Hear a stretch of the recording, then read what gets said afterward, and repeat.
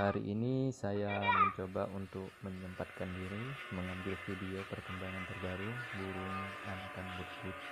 Nah, di sini terlihat sekali untuk perkembangannya itu sangat positif ya.